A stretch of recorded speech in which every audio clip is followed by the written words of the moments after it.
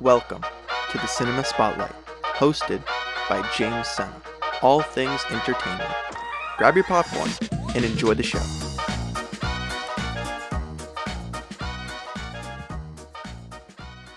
Hello everybody, and welcome to the Cinema Spotlight. This is the show where we dissect all things movies, TV, and everything in between. I am your host and self-proclaimed media expert, James Sena. Apologies for the delay this episode. I've been out with a wee bit of a cold that I am now just at the conclusion of, but I wanted to get back to you one final time before the Academy Awards on Sunday, March 12th. While I've been away, I've been doing some movie watching, so I'm trying my best to catch up with everything. So for one final time, as we wrap up 2022, this cycle of movies, I'll hit you with the segment of the Oscar Watch. And for my other two segments, I'm excited to reveal that for the first time on the Cinema Spotlight, I will have a guest, a very special guest, a friend of mine, fellow movie lover, Tyler Finney, and he's going to be joining me for not one, but two segments of Oscar predictions. So be sure to listen all the way through so that you don't miss a category. With that, this episode of the Cinema Spotlight is about to begin. And of course, here's an official spoiler warning for any and all content discussed here today. If you wish to skip around to avoid spoilers, you can find timestamps in the description both on YouTube and Spotify for your convenience. It's the one that you've all been waiting for. Let's shine a spotlight on everything, everywhere, all at once. Oscar Watch. Oscar Watch.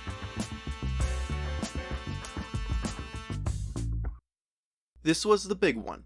Everything, Everywhere, All at Once has been on my radar since it came out, I believe, all the way last February. It's been on my radar. I've heard from a million people that it's a very good movie. It was nominated and has won a lot of awards. So I had big expectations going into this movie. I knew it was going to be good, but I was sad that I couldn't see this on the big screen because I felt like that was what was going to give me the best watching experience, and unfortunately I had to watch it on my hinky-dinky laptop. However, I did very much enjoy this movie, and I was very stoked to finally be able to watch it, but did it meet those expectations?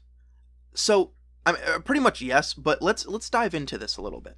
It's directed by Daniel Kwan and Daniel Scheinert, and I did my due diligence this time, finally, and I will be pronouncing everything correctly. Just check this out, ready? So, Michelle Yeoh played Evelyn Wang. Ke Huy Quan played Waymond Wang.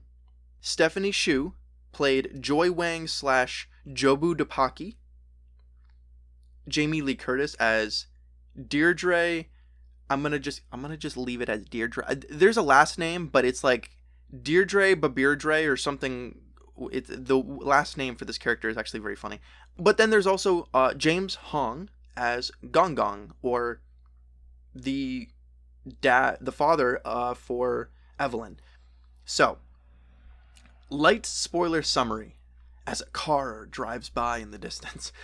This movie is hard to summarize, to be honest with you, because I feel like the plot itself, weirdly, and I'm going to get some flack here, I feel like the plot wasn't necessarily as important as the movie's themes, which involve family, existentialism, and life itself.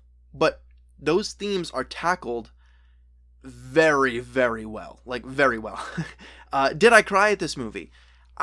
There may have been a tear or two. It didn't make me gush crying. However, it did hit me in the, like, it did make me go, damn. Like, wow. Because the ending of the movie was just absolutely beautiful. So, let's go into my rating here. That's all I'm going to give you for the summary, because I have plenty of talking points and not a lot of time to get through all of them. So, the rating of this movie, one of, if not the highest rating of the year, a 9.4. This movie was very good. We're talking technically, very good. Acting, cinematography, the sound, the score, the designs, the aesthetic, everything was just very, very good. The 0.6, I'm going to talk about my nitpicks, but again, I'm going to say this again later, but when I talk about my nitpicks, that does not mean that the movie is bad, okay? I know that a lot of you are probably lovers of this movie, It was very good. I am also a lover of this movie, but I have to be objective here. I have to give my raw and unbiased, honest opinion. So, let's talk about some of my favorite aspects. Not a lot of movies tackle existentialism. And that's because it's so hard to do it without coming off as incredibly cliche or cringy or even soapboxy. And maybe like there's a hint of soapboxy, but not really in this movie. I feel like this movie handles existentialism incredibly well, and it makes it not only an important topic, but it validates a lot of people's feelings. And it really brings me back to some old theater work that I did in college. This idea of it's okay for everything to not necessarily be okay all the time. This movie touches on that, and it does it in a way where it is very wholesome, and in my opinion, it lands very well for me.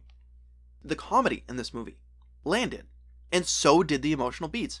The balance of those two is not always done in a way where it feels right, or it feels clunky. Maybe the jokes are in parts where it's not supposed to happen, and blah.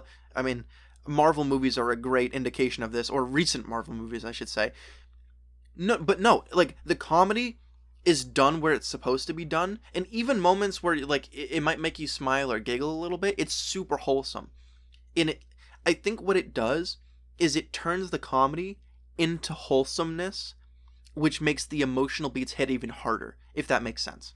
The final act was masterful as it wrapped up all the themes in a perfect big bow, and I think that this was greatly due part to Ke Huy Quan's excellent performance. He was very good. He was funny when he needed to be, but he took that phrase of like, you know when people say like protect this man at all cost? Yeah, no, that is this guy. He was so good. He was so wholesome, so funny, but then he even had little moments where he was so serious and you could see it where it's like you just believed every ounce of him. And it was very, very good. And he just signed his name all over that performance. It was very, very good. Michelle Yeoh was fantastic as the lead, and she did a fantastic job of feeling believable in a very eccentric plot. And just for clarification, when I say eccentric, I don't mean bad, or I don't mean crazy. When I say eccentric, I mean something that is not necessarily straightforward. Something a little bit weird, a little bit kooky, but not in a bad way. In a way where it's like if you make a cookie and then you throw a bunch of different toppings on top of it. It's a weird cookie, but god dang, it tastes good. So I like that analogy. I'm going to pat myself on the back for that one. The villain intro was phenomenal, but I have some thoughts on this because I'm going to start to go into my nitpicks. I have so many thoughts on this movie, to the music being wonderful, the visual effects being just out of this world, some of the choices for comedy, and just a lot of the smaller choices were just landed so well for me, and it's so hard for me to tackle that in the amount of time that I'm giving myself. But when I say like the villain intro was phenomenal, I just want to really quickly talk about what I mean by that.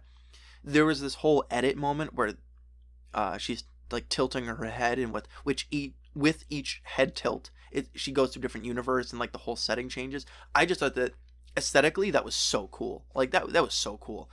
But let's go into the nitpicks here, because I do have some nitpicks on the villain. And when I say nitpicks, again, let me remind you, this movie got a 9.4. These nitpicks aren't that big. They are not that big, and some of them they're not even critiques. They're just me saying, just having a thought on it, you know? So, okay, here we go. At points, I did get the sense that they were going for a villain that was intended to be a little bit scarier than they were supposed to be. But in those specific moments, that didn't land. I don't think that at any point in this movie, and maybe this is a hot take or not, I don't know, I never once was intimidated by the villain. Is that a good thing? Is that... I don't know if that's a bad thing or not, because that's why I'm saying, like, it's like a nitpick, but it's also like, that may have been the intention. That may have genuinely been the intention, because this is not a scary character. It's a very tragic character, and it's a character that we are supposed to relate to. So, I actually felt such an interesting connection to Stephanie Hsu's performance, and I felt like rather than being evil, she displayed what could happen to anyone. Or, yeah, she displayed, like, what would happen to anyone who goes down the same rabbit hole that she went down. I actually thought that her character was super interesting, and actually quite funny, but she did leave me with a couple questions, because, and we'll get into that in a little bit here. There were some questions I did have about her character, but let me just say, in general, I don't necessarily feel like her character, if there was ever any intent at all on her being intimidating or scary, that didn't land for me. Maybe other people saw it differently. That didn't land for me. But again, that might be intentional. So if that's the case, then good on you. Good on the movie. Next point here. In a science fiction story, this is a big thing for me. And I think I talked about this with Jurassic Park and with Nope. Maybe I touched on it. This is just a big thing with the science fiction genre. I am a huge believer in the world of the film having quote unquote rules that the science abides by. This movie was interesting because it had these rules and it laid them out, but at times these rules were hard to follow. Now, part of me thinks, once again, this could have been intentional. I think that it might have been intentional because it is a very weird and kooky plot, and like you had a world where the fingers were sausages and stuff like that, whatever that was, and it was just it was a weird thing, a weird choice that was made, but it was also kind of funny, so it worked. But let me show you what I mean, and this goes into my thoughts on the villain. Jobu Dupaki never seemed to need to follow the rules that were laid out. The whole scene that still makes me wince to this day, of when he's trying to give himself the paper cut, or like when they inverted the shoes. Why does Jobu Dupaki never have to do that, but the main character seemingly did, even once they sort of figured out how everything worked? And maybe I'm missing something there. I don't know, a couple times the screen did go staticky, so maybe I missed something, I don't know. But never once did that character have to actually do anything or set certain limitations in order to go to different universes. That part messed with my head a little bit, because I was like, that doesn't really, it just seems very convenient that she can just do it. Like, all she did was tilt her head, you know what I mean? So it feels weird that it was that easy for her to do it, but for every other character, including the main character, still had to do some of these things. So I don't know. And to me, and this is, I have this note here that I wrote, and I'm going to say it because I think it still fits. It felt like the only case at times that the reason why Jobu Dupaki didn't have this limitation is because, and again, this could be ignorant coming from me, but it felt like the writers were like, we need the villain to seem more OP at this very moment. Which kind of goes in with the whole, like, they were trying to make the villain intimidating, but it just didn't land for me because it was a little confusing, and it didn't fit with the rules and regulations of like how the universe was set up, if that makes sense. So I hope I'm not losing too many people here on this point, but that's just how I feel about it. I think, okay, the whole, and if you've seen the movie, then you know what I'm talking about. The whole thing in the butt fight, I thought was hilarious. I was laughing hysterically. I thought it was so funny. But it was also confusing, because is there a universe where everyone is just donning butt plugs? Is that what's going on? Or maybe I'm misunderstanding how the universe works. It felt to me like because I don't understand how the shifting universes works. Because in one universe, I guess it would make sense if, like, maybe at some point in the universe you had gotten four more paper cuts than you had. So like if you gave yourself those paper cuts, you would go to that universe. That has some logic to it. But why for the entire fight would they need to just shove something in their ass? Like, that, it doesn't make sense to me. Like, it's funny and it's comedic, but it also, like, I don't really understand the rule in that scenario. But anyways, I was glad that there was at least some repercussions at the end. But my final nitpick is, it felt like for all the chaos that transpired, it never felt like any of the characters' actions had consequences. Like, she just destroyed things, and the singer part, like the singer universe, she was on stage and singing, and she stopped, and we never got to see, she just was able to chill outside afterwards. Like it felt like none of the chaos that was happening via I don't know why I said via like via Evelyn's chaos. If I felt like there should have been at least some more consequences that were a bit more obvious. Like she completely destroyed and talked crap to Deirdre, but then in like a second later was forgiven and everything was totally fine. Like that, it felt like a little bit of a jump in logic in a stretch, but again, the plot lended itself to being a little silly, so I actually applaud the writers for making stuff like that not actually affect the story at all. For how confusing some of these little details were, it actually was remarkable how, even though I'm complaining about some of these things, it still weirdly made sense and I was able to follow it the whole way. So that was really cool. The fact that even though it was confusing, it still did make sense. That is all I have to say for now about Everything Everywhere All at Once. You're probably wondering, well, isn't this the part of the Oscar watch where you go over the nominations and stuff like that? Well, because of what we're discussing the rest of the show, I'm going to save my actual category thoughts for those segments, and I'll be able to discuss those with Tyler. So yeah, but however, before taking a quick break, I want to at least give Everything Everywhere All at Once the kudos that it deserves for being nominated for a whopping 11 categories, the highest of any film this year. So, we're going to be talking about this movie a lot more in the upcoming segments. I feel like it's fair that I end this segment maybe a little bit sooner than I would have normally. Will this movie obliterate the competition at the Academy Awards? Well, when we return, we'll go over just that. See you right after the break. What movies would you like to see me talk about on the Oscar Watch? If you're listening on Spotify, head over to YouTube and let me know in the comments below, and I will cue that movie up for a future episode. Now, let's get back to the show. Welcome back. Now it's time for the long-awaited Oscar predictions. All year we've been doing Oscar watches as a means to become invested in the award season when it normally can be a little bit dull to follow, but we've been following along, so we're invested now. We're all invested together.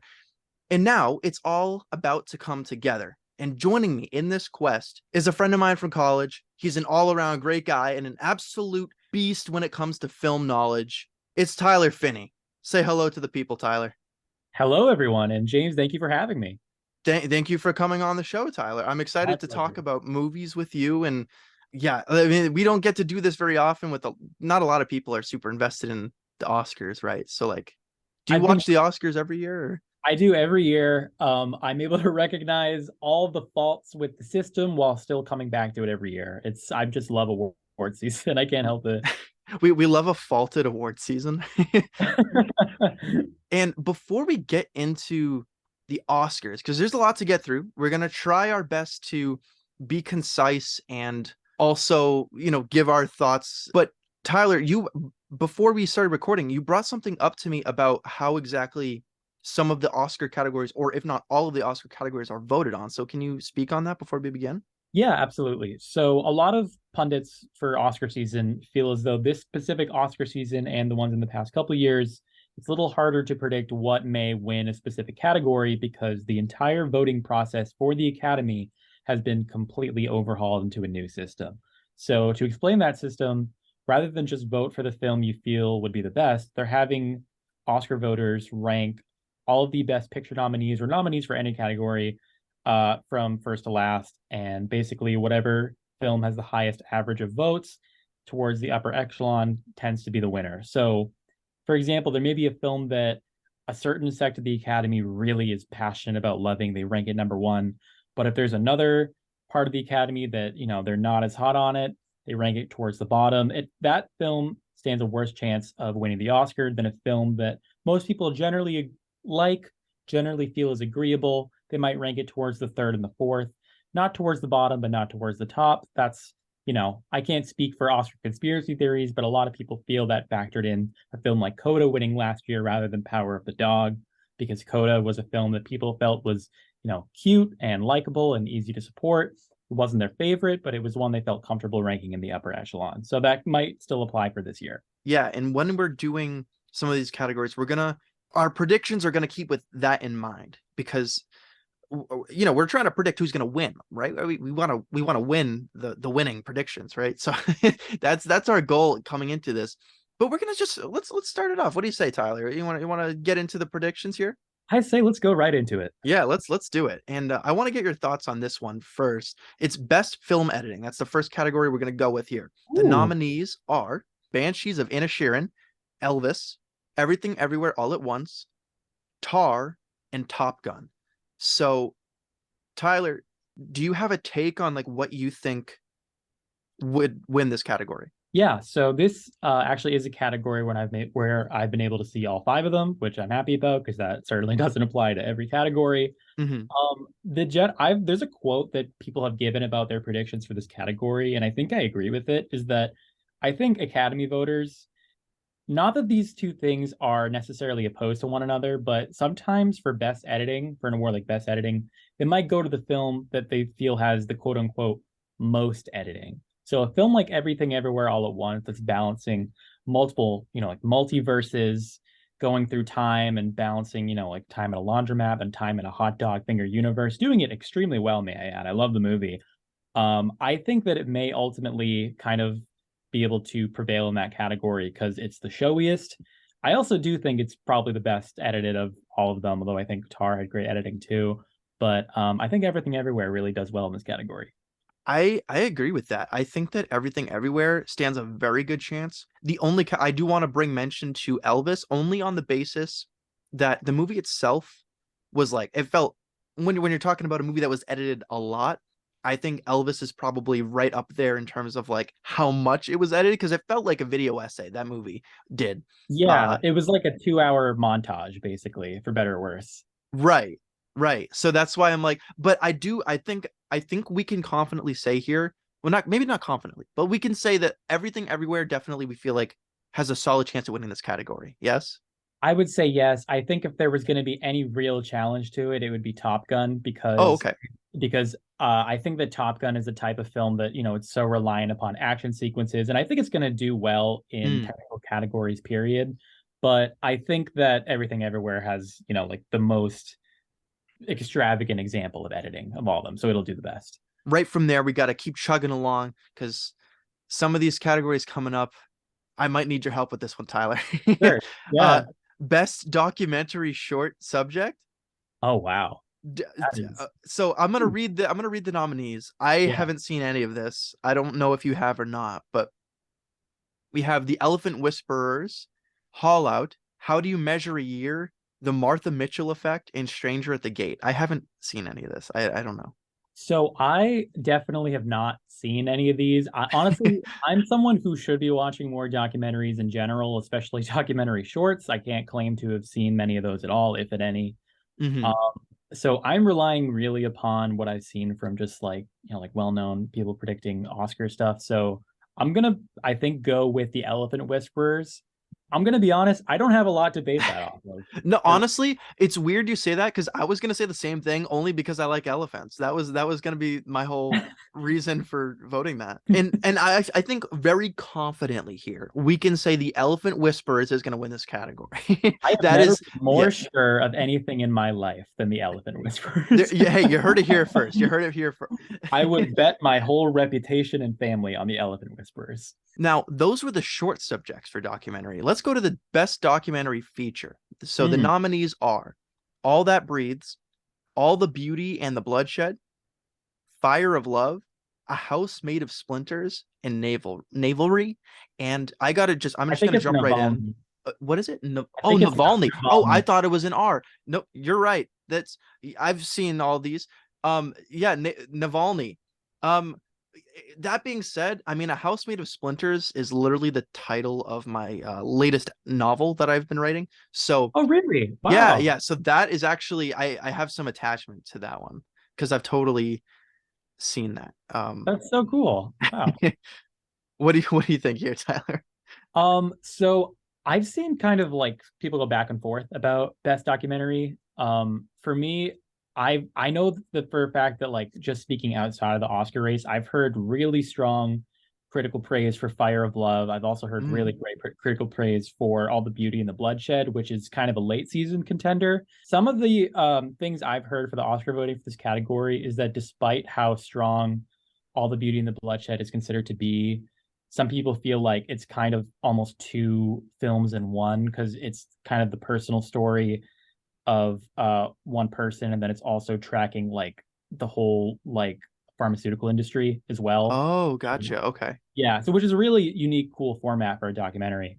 And then Navalny, I think, also has a good chance because it's very timely, of course. Like having to do it's like an expose of Putin and Russia and all that stuff. And it's Gotcha. done really well at Producers Guild and BAFTA. So it definitely could be Fire of Love because I've heard it's a really moving example of that story. But I think Navalny is probably going to do the best. I'm gonna go House of Splinters. I've never seen it though, as much as I want to claim that I have. It looks like your lot that you're casting is gonna be for Navalny.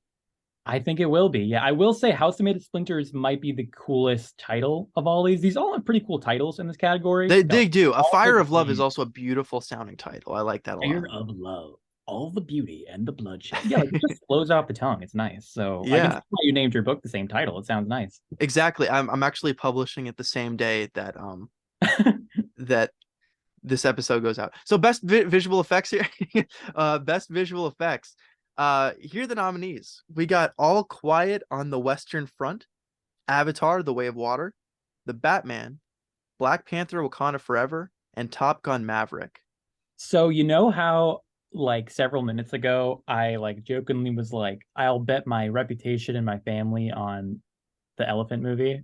Yes. I would actually do that for Avatar in this category. I Oh, like you could literally I give you full permission to punch me in the face if Avatar doesn't win Best Visual Effects. I'm gonna hold you to that. It yeah, I think there hasn't been a clear front runner in this category like this in a long time. I think having seen Avatar 2, I think it's great. I know some people who weren't as hot on it. Some people who weren't hot on the first one actually like this one more. I liked it more.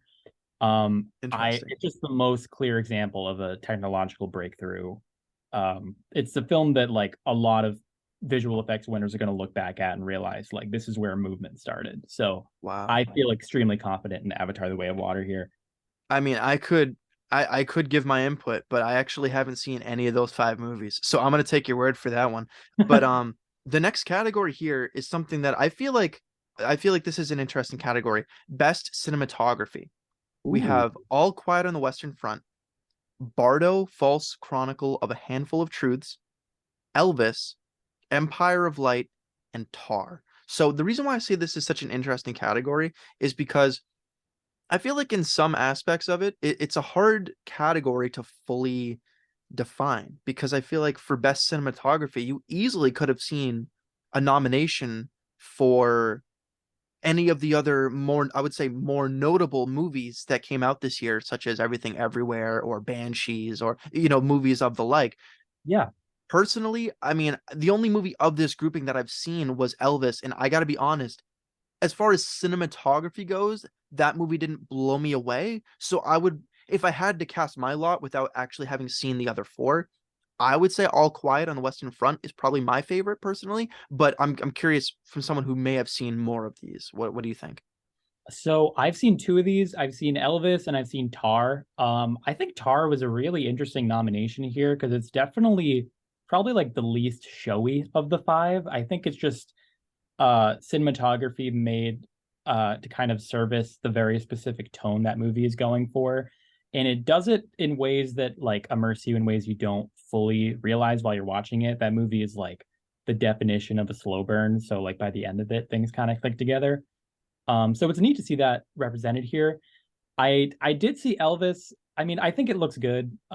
Something interesting that kind of helps his chances here is the fact that the cinematographer Mandy Walker made history as the first female cinematographer to win the American Society of Cinematographers feature film category, which is kind of a Oh, big deal. Sometimes they use that as like kind of a precursor for what might win in this category. interesting. Okay.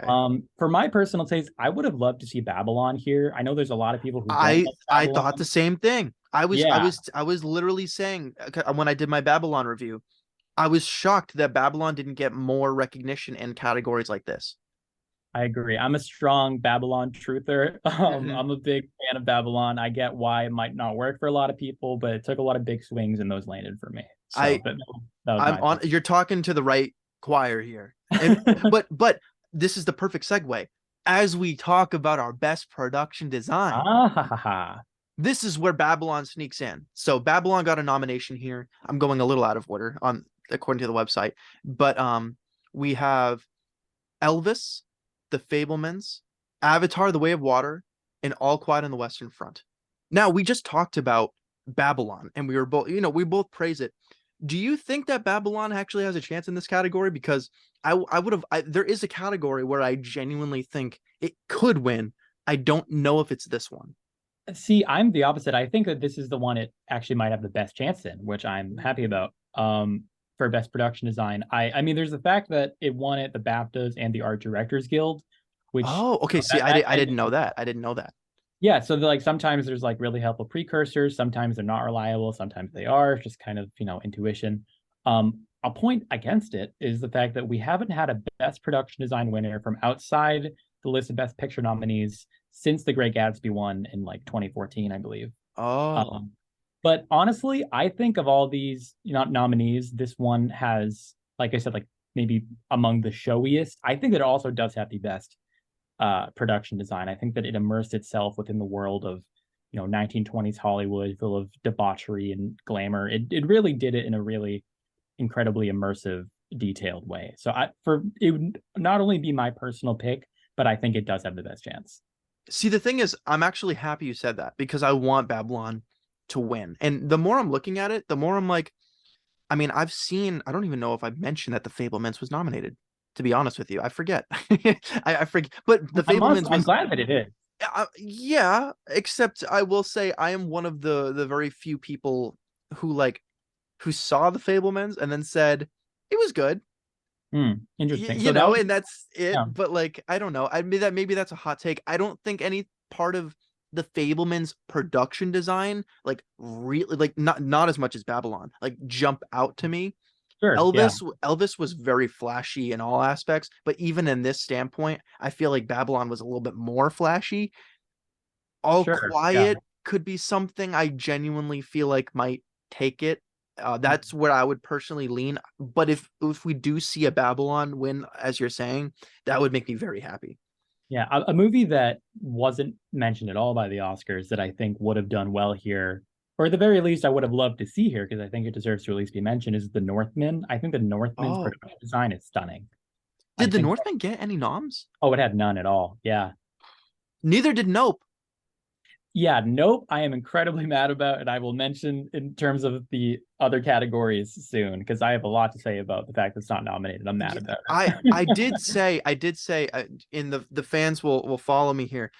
I did say in my Nope review, as much as I loved that movie and I will always love Nope, I did predict it wouldn't get a nomination, and that's only because I think the stigma around horror movies is not Hmm. great in terms of winning awards.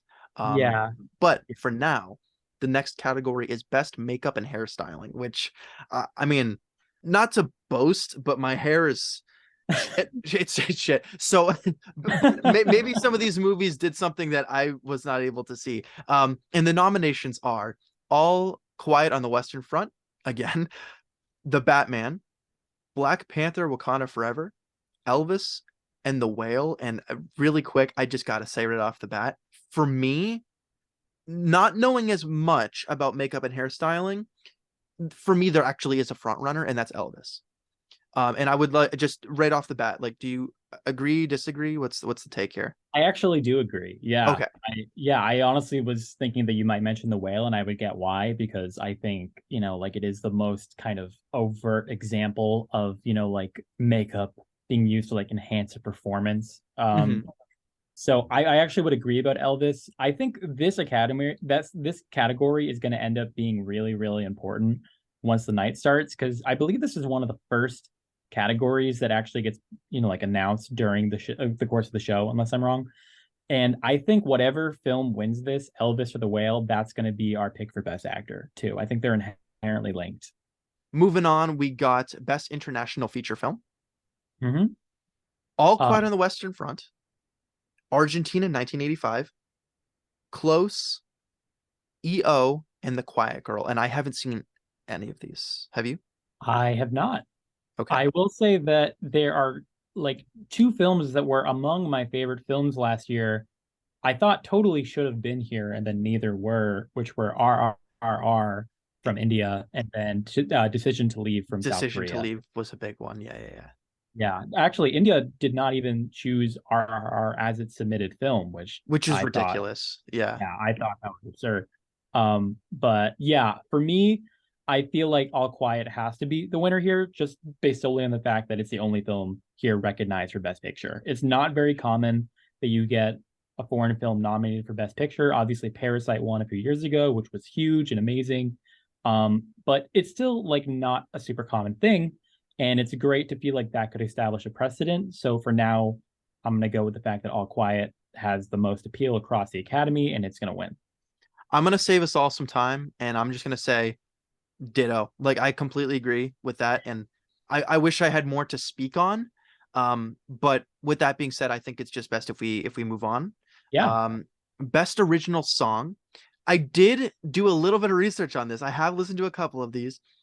We have Applause from Tell It Like a Woman, Hold My Hand from Top Gun Maverick, Lift Me Up from Black Panther Wakanda Forever, Natu Natu from RRR, and This Is a Life from Everything Everywhere All at Once.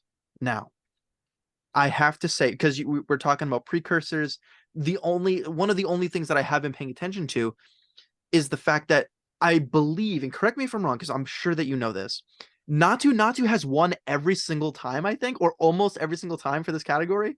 I want to say you're correct. Okay, so I think it'll win, and I listened to it, and it's a banger. So like, It absolutely is. It bangs. it's It's so awesome. good.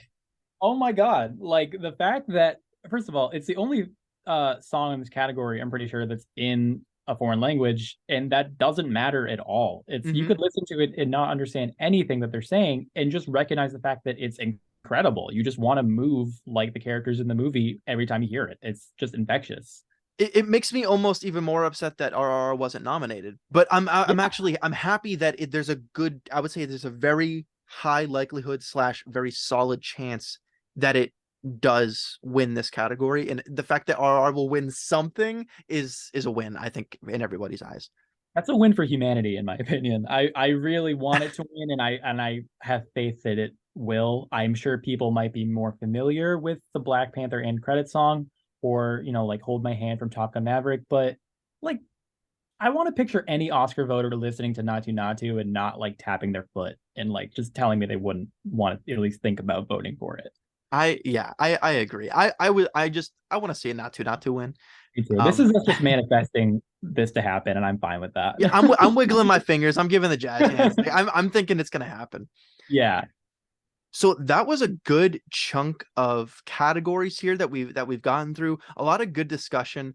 A longer episode today, so everyone make sure to grab your popcorns and everything, and you will have a chance to do that as we take a break here. So we'll be right back. If you are enjoying the show so far, remember to check out the Cinema Spotlight Spotify playlist and subscribe to keep up with future episodes. Now, let's get back to the show. And welcome back. We are currently going through all of our Oscar predictions. We've gotten through a handful of categories. We still got a bunch more to go, so strap in because we got some fun conversations in the queue in the lineup here. This next one is Best Animated Film. And the nominations are Guillermo del Toro's Pinocchio, Marcel the Shell with Shoes On, Puss in Boots: The Last Wish, The Sea Beast, and Turning Red. So I'm gonna just throw it to you immediately. Is there a front runner here? Yep, it's Pinocchio. Pinocchio's gonna win. All right, cool. Best Animated Short Film. Now these I haven't seen any of these, but I will give each of them the due diligence. The Boy, the Mole, the Fox, and the Horse, The Flying Sailor, Ice Merchants, My Year of Dicks, and An Ostrich Told Me the World is Fake and I Think I Believe It. Well, can I just say 10 out of 10 for all of these titles. I don't think I honestly, if they didn't watch a single one of these and they were just like, we need movies with really great titles, I think they hit it out of the park. I don't know what I would actually pick here, so I'm gonna go with what there isn't really a full consensus, but I think I'm gonna go with the boy, the mole, the fox, and the horse. Again, I don't have much to back that up, but that's just I'm taking a gamble. I'm gonna do the same thing. I got nothing to back this up at all, but here's the thing. My little buddy, who happens to be an elephant whisperer, did tell me that he was also like not only was he whispering to elephants, but he was told by an ostrich that the world is fake, and he believes it so much that he's actually given me the full confidence to say that that's gonna win. He told you that during a specific year that we won't mention. Oh yeah, yeah. It wasn't 2012 or anything, but Right. anyways, um that being said, these are animated short films. There are some live action short films up. An Irish Yes. Goodbye, Ivaloo, Le Poupée, Night Ride, and The Red Suitcase. I accidentally gave a little bit of an accent to Night Ride for some reason there. Have you heard That's any right. the Night Ride? Have you heard anything in contention for these ones? So this is a little, from what I've seen two main films mentioned here. And I've seen The Red Suitcase mentioned a lot, and I've seen An Irish Goodbye, and actually, no, I've seen a third one also mentioned a lot, which is Les Pupilles. So I'm gonna take a gamble, and I'll say The Red Suitcase. I'll It's double down with you. Yeah. yeah, let's do it. Let's go right in. The Red Suitcase. All right, we're packing that up. We're sending it off to the award, the stage, Yeah, and that's so long, sailor. That's all she wrote. I see this is red. Let's go. Now this next category, we're starting to get into some big ones here. Best Ooh, original screenplay. ooh. Okay. So the noms for this category are The Banshees of Inisherin, Everything Everywhere All at Once, The Fablemans, Tar, and Triangle of Sadness. That's stacked. That is a really, really, really good category. Break me the news, right? Does Banshees have a chance here?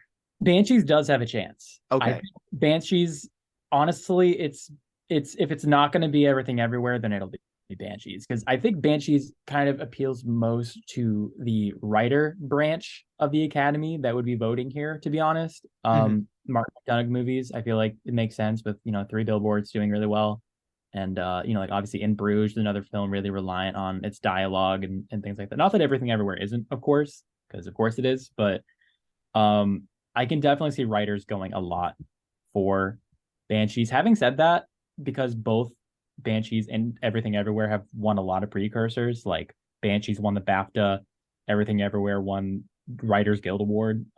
So it's kind of up in the air, but I'm gonna go Everything Everywhere because it seems to be part of a sweep that may or may not be happening. I think that there is a sweep in the works here, which is why Yeah. I'm crushed. Again, I've said this before we record. I'm probably gonna say it again. It breaks my heart as someone who was the number one spokesperson for how amazing Banshees of Inisherin is. Mhm.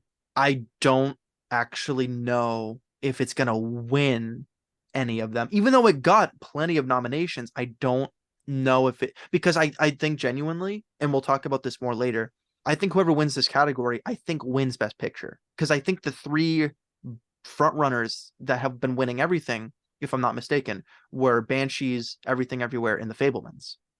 So do you feel like there's very little chance that if Banshees wins this category that Everything Everywhere would then lose Best Picture to Banshees? I don't think it's a guarantee, but I think in my opinion, I think Everything Everywhere does win this category, and I think if it does, it's a lock for Best Picture. However, I think that if Banshees wins this category, it's all of a sudden Everything Everywhere is no longer a lock for Best Picture. But I don't think that that means that it won't win it, if that makes sense.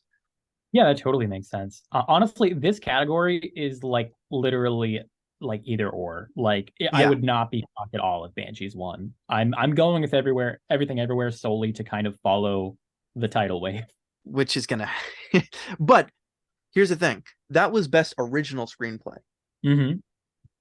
there's a whole other category here that we're gonna about to dive into. Best Oh, adapted screenplay. oh yes, indeed. This could mean more for what wins Best Picture, but we'll talk about that. The nominees are All Quiet on the Western Front, Glass Onion, A Knives Out Mystery, Living, Top Gun Maverick, and Women Talking. So I want to throw it over to you, but I do just want to throw out there, I'm surprised Glass Onion is nominated. Are you surprised, or did you actually expect this? I don't think I'm surprised. I think that Knives Out, I mean, Knives Out was also nominated in this category, I believe. So I feel like it makes sense for the Academy to follow that lead. I liked Glass Onion a lot. I liked Knives Out more, but I still think Glass Onion was a really solid, clever movie. I think that potentially maybe something else could have slid in this category. Because adapted screenplay, like there's a lot of films that kind of have pre-existing stuff they're adapted from that have been doing well this year. But it makes sense for like the one category for it to show up in. As far as what wins this category, for me, and again, this is just kind of coming off of me saying I'm actually a little surprised Glass Onions here. So that being said, I don't think it's going to win. I think for me, it's a two-horse race between Top Gun Maverick and All Quiet on the Western Front. We could see Women Talking maybe sneak in there and get a win, but and I know nothing about Living. Have you seen Living? I have not seen Living. Okay, I know nothing about it. I have one friend, Harrison Zyberg, who from Wheaton, who has seen the film, and he said, and I quote, "very sad." So that's about what I expected. Yeah, it works for me. But as Yeah, as far as the winner of the category, do you think there's a front runner here? I actually do. Okay. I and this is going to be a bit of a shock, but I think Women Talking has a really good shot of winning this. I'm going to go Oh, with okay. Women Talking. So I don't feel 100% certain about anything in this category because Women Talking and All Quiet on the Western Front have not squared off head to head in any of these like precursor award shows, which is Mm, really interesting because it's a mix of like one of them might not be nominated for a lot at this one show, and then one of their scripts might be ineligible at another show. yeah. So we don't really know like how they would do against each other, but I'm gonna say Women Talking because I feel like it makes the most sense as like a screenplay driven film. It's very location centric and it's picked up a lot of buzz, particularly on that end for the strengths of the movie. So I think Women Talking is gonna do well. If it wins, I mean, all the power to it. I think I'm less passionate about it only because I haven't heard maybe enough about it. Mhm. And I think that there's room for Top Gun Maverick to maybe sneak in. I've There's also yeah, just based on the fact that All Quiet got as many noms as it did, makes me feel like it might get a little bit more love than some of these other movies, but that could all just be like for show. Like maybe it got a bunch of noms and then it wins nothing. Like I don't really know, but sure. that's just sort of like an idea in my head that I have here. I mean, also potentially, like I think maybe voters who aren't as familiar with All Quiet might just feel like, despite the fact that it is nominated here, and that's a big deal, just the fact that they might think like, oh, it's a war movie. It's not as reliant upon the script. It's more reliant upon, like the experience, the cinematography, the blah blah blah. Just going into like, I guess, the general headspace of what Academy voters are like, because they're Mm, unpredictable and predictable at the same time. right. The only thing I can predict is that they are unpredictable. So yeah, I think Women Talking is going to do best here. There you have it. Then this next category, this is the foreshadowing one, the best original score. Okay, so bear Ooh, with me on this. Bear with me. okay. All Quiet on the Western Front, The Banshees of Inisherin, Everything Everywhere All at Once, The Fablemans. Now those are in some people's eyes the front runners for Best Picture. However, there is one more nomination, and that is Babylon. And Team Babylon all the way. I think it wins this. I think Justin Hurwitz's score for Babylon, there is precedence. It did win a couple. It actually has won quite a handful. The only Mhm. time, and again, I'm getting passionate because I love You Babylon, should. but Yeah. I think, and I'm sure you might know this, the only thing that has beaten it in this category so far was the score for Tar, and Tar wasn't even nominated, which means that I feel like Babylon could have a chance here. Am I crazy? I don't think you're crazy. I honestly, this is another really, really tight category. I think that Babylon has a real shot of winning. One of the main things I've heard about All Quiet is people talking about the score, not necessarily in like positive or negative ways, but just people mentioning it. People say like I think they mentioned something like, "Oh, it sounds like it's one long drawn out note repeatedly." And some people like that, some people don't, but it's still Hmm. being mentioned. I feel like there are films where the score is even mentioned. Um, Babylon, it is the best score here. I want to say straight up, it is. Yeah. In my opinion, and it could be any of them. I'm gonna go with Babylon because I want to manifest it, and I think it has a decent shot. But also, quiet dark horse here is the Fablemans because it's For John John Williams. Williams, and I don't think this is the case anymore. But for a long time, people were saying that this would be his last movie, but it's not going to be. Oh, okay, okay. That Uh, I had not heard that, so that genuinely just you just jump scared me a little bit. no, yeah. Although a thing against that is the fact that when they vote on the ballot for this category, it doesn't list who the composer is. It just says the movie. Granted, everybody knows John Williams scores Spielberg movies, but Yeah, I think when people see Babylon down, hopefully they'll think about those really great horns coming in and like I could hum like most of the Babylon score right now. it's I could do a good. whole pod. It's so good. It's so good. Watch that movie, guys. I see. I don't even know that much about music. I know that you're very passionate about music, and I don't know I that don't much make of it. music. I love music. Yeah. But I walked out of this movie going, that's got to win best score. It's got to, right? And then so I had said that before a lot of these award shows had happened, and then this was just kind of, oh, I just bought my microphone. um, it was reaffirming what I had thought about it, and I think you're right. I think John Williams, just his name is enough to get people to maybe vote his way more so than they would have if it was just any other person. But yeah, let's end it on a high note of saying Babylon might be able to conquer like this top four, like best picture, like this scary quartet of movies there. The next category though, you did sort of hint to it, best sound, and then we have All Quiet of the Western Front. So we're going to talk about that note that you were talking about. But the other nominees are Avatar: The Way of Water, The Batman, Elvis, and Top Gun Maverick. And I just want to say too before I throw it back to you, I'm a little surprised that Elvis actually wasn't nominated for Best Original Score. Actually, no, actually, sorry. Why did I say that? It's not original. It's not original score. It's Elvis's music. Never mind. I take that back. However, I do think that if we're just including the sound of Elvis, then I think that that might give it a leg here. What do you think? I mean, that's a fair thing to say. For me, I understand why anybody would assume All Quiet would win because it's a war movie and war movies do really well here.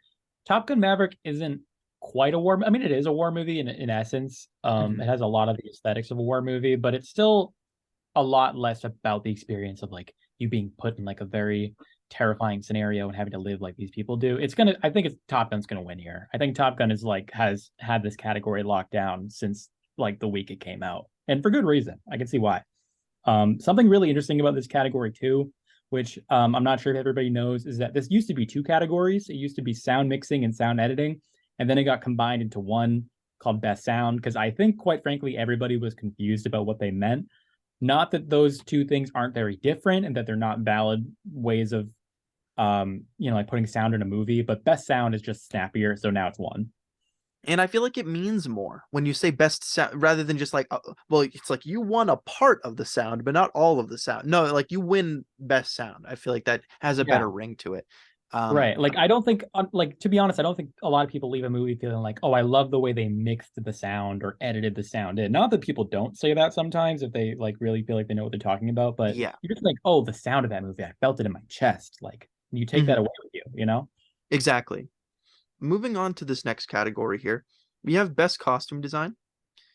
And I promise we didn't plan this, but Babylon was nominated. I actually forgot that it was nominated for this. Can I be honest? We both nominated it for it in the category and it got in. So you're That's welcome. we just kind of threw our lots in. We're like, oh my God, it Yeah. got it. It got in. Yeah. They just let us in. I'm not going to say who let me in, but thank but you. but what is in opposition to the hero that is Babylon? Uh, we have Black Panther, Wakanda Forever, Elvis, Everything Everywhere All at Once, and then Mrs. Harris Goes to Paris, which feels a little random. I can't lie, but there must be something about it that got it nominated. It is a little random. So for this category at the Babylons, I mean the Oscars, I think that there's two clear front runners here, and it's Black Panther and it's Elvis. Um, a lot of people are Oh, kind of going in between them. Elvis won the BAFTA. It also won the Costume Designer Guild. I think it leads in the betting markets. Not that that's always an indication of things. Black Panther: Wakanda Forever won the Critics' Choice Award, and it's won a bunch of kind of smaller awards that kind of add up for something. Um, there's also the fact that the first Black Panther won this Oscar, so the thinking might be, all right, they want to repeat, but it also might be, oh, they don't feel like it needs the sequel needs another Oscar for the same costume designer. I'm gonna go ahead and say that I think Elvis is gonna do well here. I'm gonna go with Elvis. walking away from Elvis, which I actually watched it in my house, so I just basically just walked back to my bedroom, from the living room. But after having seen that movie, I hair and makeup was something that I was stood out to me, and so was the costumes. I did see that there were like 90 different costumes that they had to go through. My personal, just to keep it brief, is I would personally say Elvis, I feel like deserves the Oscar. Um, but I do want to give some recognition, not that it hasn't gotten enough already. Everything Everywhere did have some very cool costume designs. Not Yeah, saying that that wins it anything, but I did, while watching, I did notice how unique some of the different looks were. So I thought that that might be worth mentioning. But what will win? I do think it'll be Elvis inevitably. Here's the big ones. Well, I'll put it that way. We're now in territory of these are the big categories. we're in the end game. We're in the end game now. The first of these big categories, we're going to talk about Best Actress in a Supporting Role. Angela Bassett in Black Panther: Wakanda Forever, Hong Chow in The Whale, Kerry Condon in The Banshees of Inisherin, Jamie Lee Curtis in Everything Everywhere All at Once, and Stephanie Hsu in Everything Everywhere All at Once. So I don't think this one is nearly as straightforward as it was maybe a month ago. Fully agree. Yeah, because I think a month ago, maybe even like earlier back, Angela Bassett was sweeping this category, was winning every single time. The last few award shows have not been Angela Bassett, and not only that, but I'm based on what I'm hearing, it seems almost likely that she won't win. But there is also a precursor that she would win. So, what's your take on Angela Bassett in this category? So this category is it's got to be the closest of any of the Hmm. 24, I I think, to be agree. honest. This is a complete like uh fiesta here going on. So did I say fiesta? I'm gonna say fiasco. I'm sorry. It's Um a fiesta too. Why it is not? a fiesta. The Oscars are fun. Yeah. So Angela Bassett, like you said, she had kind of a narrative of doing well, and then I've seen other actresses kind of come in and win stuff. You saw Jamie Lee Curtis do really well, recently, and then you saw Stephanie Hsu and Carrie Condon, and so for me, I think Angela Bassett would be my prediction. Having said that, I think that it's basically like it's like a three-way race right now between her, Jamie Lee Curtis, and Carrie Condon. I think Carrie Condon is being kind of undervalued here. She won the BAFTA, and I think that if Banshees isn't going to get anything, it I think voters could just decide to award it here. To be quite honest, I think that she's kind of the not the emotional center of the movie, but she's kind of the audience surrogate in the movie of the Oh person yeah. who has to be like, like what's going on here? You guys like this isn't normal, and she has a really human performance. I think comes across really well. So I'd pick Angela Bassett. I also want to say Everything All Everywhere All at Once, fantastic movie. I'd love if it won Best Picture. I think everyone's great in it. Jamie Lee Curtis gives a good, fun performance. I don't want her to win. I don't think she deserves to win over Stephanie Hsu. I think Stephanie Hsu gives a much more textured, much more emotionally rich performance. I think that Jamie Lee Curtis's performance is kind of intentionally a little one note, and it works well within the narrative, but I don't think it deserves to win. That's my opinion. I would I would go as far to say I don't know how the hell she got a nomination. To I agree with you. if I'm being honest, I watched the movie and some people were even saying online that Jamie Lee Curtis is currently the front runner, and that actually pisses me off Yeah, it because does for me too. I'm more than happy to say Angela Bassett, clap, clap, clap, you win this award. Personally, I think after having seen, again, I didn't actually see Angela Bassett, so it's like if she wins, it doesn't like I'm actually happy about it. Hong Yeah. Chow was great in The Whale. Mhm. I don't Even see a people I win. know who don't like The Whale thought she was great. I thought she was great, but I actually, you know what? I was gonna say I don't see her beating anyone here. No, that's a lie. She absolutely should be ahead of at least Jamie Lee Curtis here. Not Yeah, saying, and again, I just want to reiterate for the audience here. Me and Tyler are not we're not dragging Jamie Lee Curtis. She's a phenomenal actress. she's great.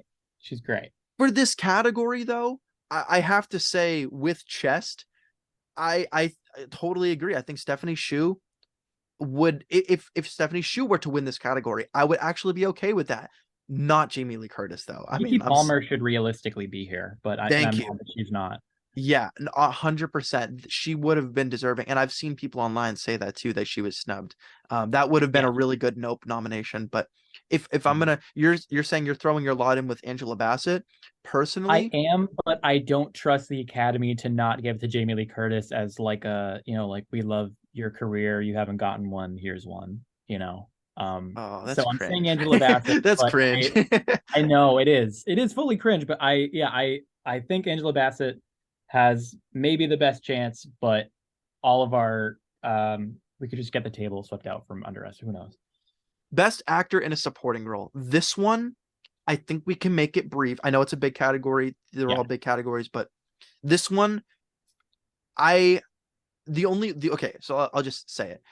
Brendan Gleeson for Banshees of Inisherin, Brian Tyree Henry in Causeway, Judd Hirsch in The Fablemans, Barry Keoghan in The Banshees of Inisherin, and then Ke Huy Quan in Everything Everywhere All at Once. And this one, I know we were just kind of dragging Everything Everywhere. No, Ke Huy Quan, if he doesn't win this, I will actually be upset. Like he deserves this one. Yeah. He's the best part of the movie. He's the emotional core of the movie. He needs to win. He And will win. and not only that, but I don't know if he has ever lost this. I don't at every award show has he lost one?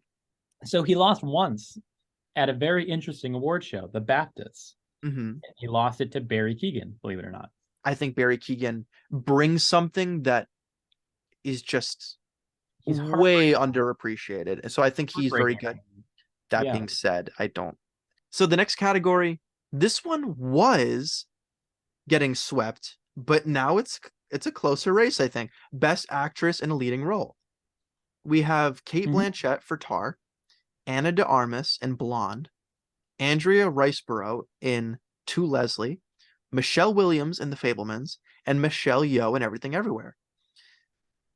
I mean, it's between Kate Blanchett and Michelle Yeoh, and it was Kate Blanchett for a long time, but recently I think Michelle Yeoh has been getting something here. Am I wrong here? No, you're definitely right about that. This is a pretty nuts two-person race. Kate Blanchett has technically won a lot of the precursors to this. She won the BAFTA and she won the Critics' Choice. She also won the Golden Globe as well. But Michelle Yeoh just won the SAG Award, which is voted on by actors who also vote in this category. Um, it's really, really interesting that I genuinely don't know what could win. I think Michelle Yeoh has a much better narrative than Kate Mm, Blanchett. Kate Blanchett is one of the greatest actresses alive. She's incredible. I think everyone would love to see her win what it would be like a third Oscar, I believe, or hmm. yeah, third Oscar. Michelle Yeoh is also incredible. Has been historically undervalued. She's terrific. And she's really great in this movie. I want to say that I'm gonna go with Michelle Yeoh, despite numbers kind of telling me that it will be Kate Blanchett, because I think that in like especially the past 2 or so weeks, there's been like a movement towards Michelle Yeoh that could Hmm. sustain. Yeah, no, I'm with that. And I if I had to choose, I would say Kate Blanchett. However, if Michelle Yeoh won, that would not be surprising. This next one, part of me wants to go to Best Actor because that's what's next. However, that's a bigger conversation. So I'm gonna go to Best Directing instead here Hmm. because I feel like this one, even though it's equally as important, we'll go with that.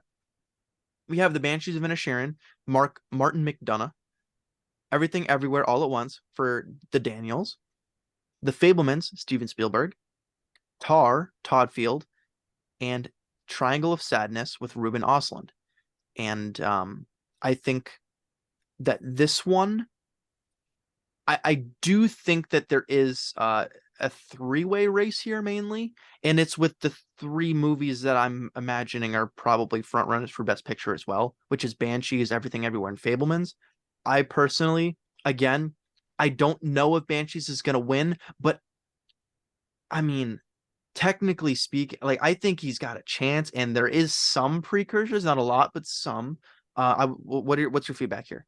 I think Banshees probably has like among the stronger in this race. It has some of the stronger chances. I think Spielberg might have a slightly stronger chance, but you could really go either or between those two. Yeah. Having said that, I think this is the Daniels category to lose. I Okay. think that historically, from what we've seen for the best directing Oscar, it tends to drift more towards what voters consider to be the most like technologically or like technically extravagant, I guess, the most showy, quote unquote. So I think Gotcha. like so you've seen like Alfonso Cuarón win for Gravity. You've seen I guess I don't know. The point is that I feel like it's considered a much more like visually driven category. Gotcha. The Revenant won for this too, despite losing for Best Picture. So I want to say that it's the Daniels. I want to say for my personal pick for this category, I would love to see the Daniels win. Having said that, I would be overjoyed if Spielberg won this because The Fablemans is actually my favorite movie from last year. I'm a huge, Interesting. I am a Okay. huge vocal supporter and lover of Spielberg in all facets. I think he's one of the greatest working directors we have, and I think this was such a beautiful movie that to be able to make such a raw emotional story as maybe the most well-known director alive is really really unique to be able to make people feel like they're discovering you all over again. So that's Yeah. my thing. So I think the Daniels are going to win, but I would love to see Spielberg win. I would be right there with you. I think that if Spielberg wins, I would be very happy, and I don't think it's unlikely. That Yeah. being said, um, there is a category, there is a conversation immediately to be had here with Best Actor in a leading role, and this is between Austin Butler for Elvis, Colin Farrell for Banshees of Inisherin, Brendan Fraser for The Whale, Paul Mescal for Aftersun, and then Bill Nye for Living. And I just gotta say right off the bat, I think for me it's Austin Butler or Brendan Fraser, and I would love to hear what you think. Yeah, I mean, Colin gave my favorite performance of anybody here. I'll say that. I think that like if you put Colin in like desperation mode in a performance, he absolutely knocks it out of the park. He's such a great actor.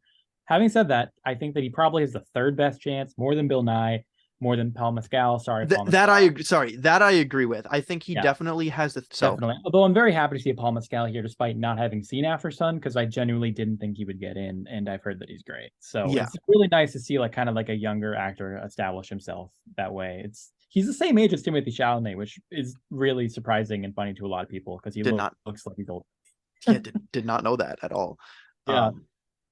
Um But for what I think is going to win, this is a two-way race clearly between Austin Butler and Brendan Fraser, and obviously you could go either way. I think it's going to be Austin Butler because Elvis is the more represented film. Period.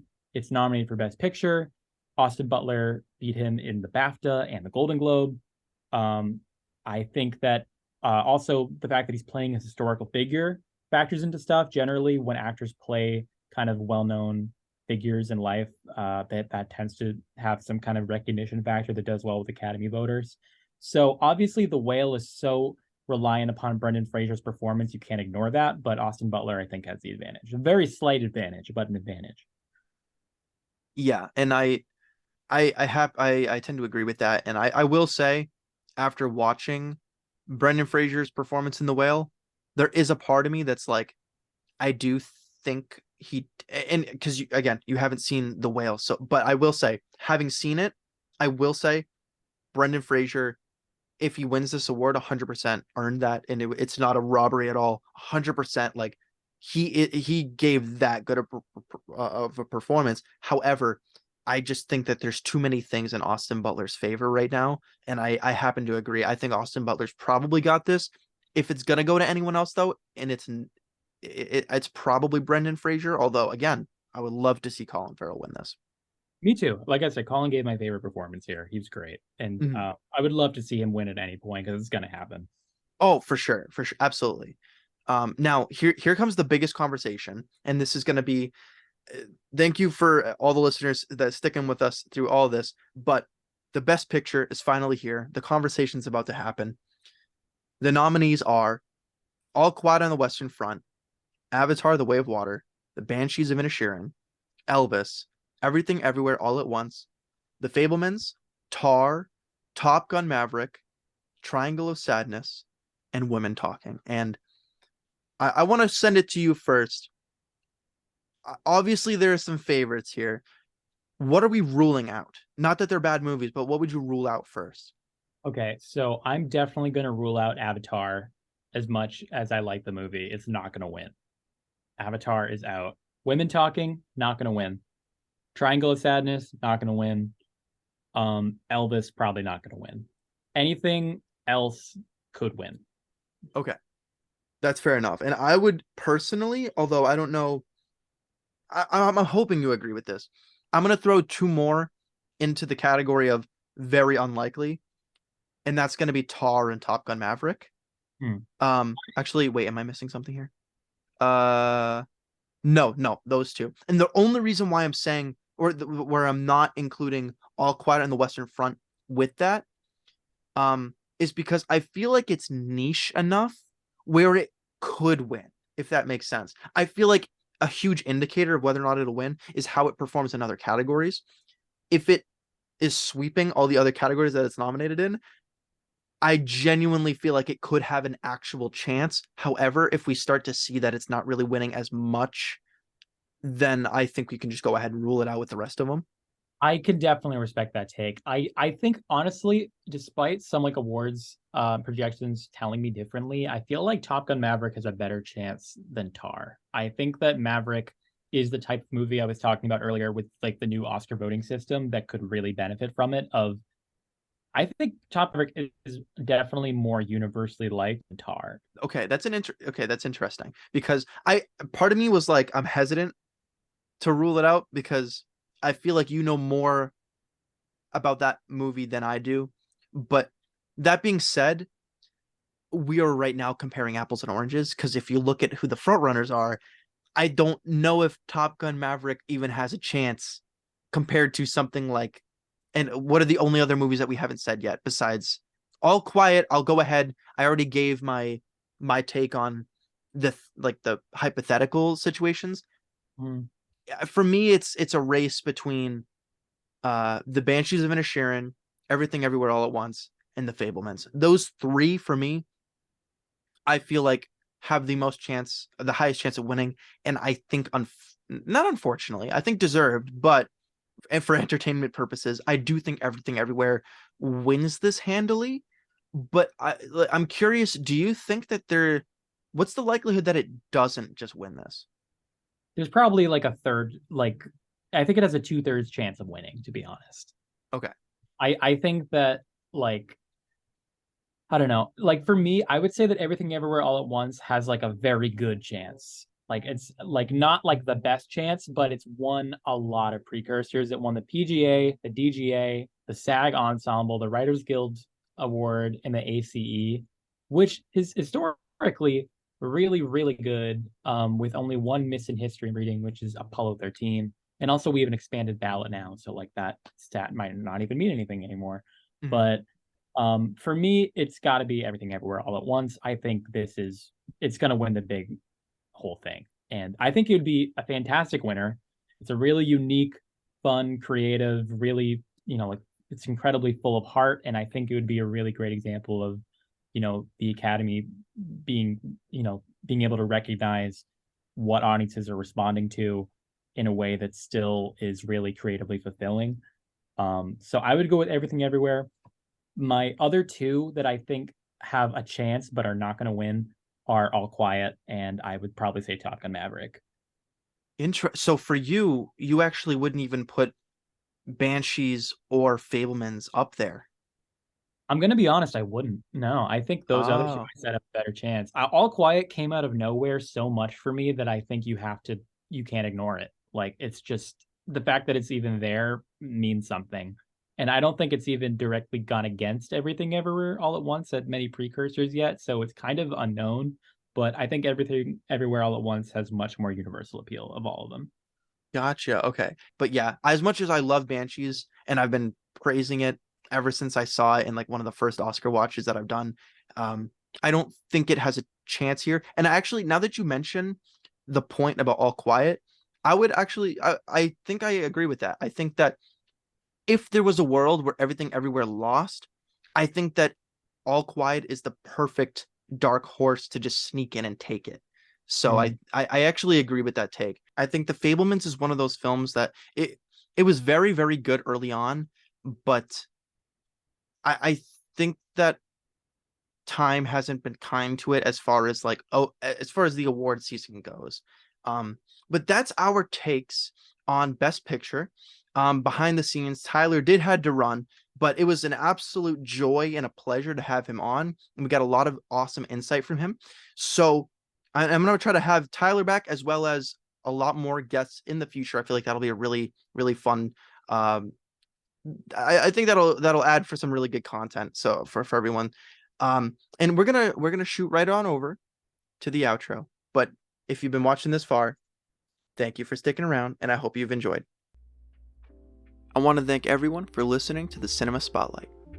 If you enjoyed, please leave a like on the video and give the show a rating on Spotify. And if you could take a moment to subscribe to the show, I would really appreciate it. Follow me on Instagram at SenaJames35 for updates on when new episodes get released. If you want to let me know what movies to check out, head over to YouTube and drop a comment or two. That's all I got. Stay classy, friends.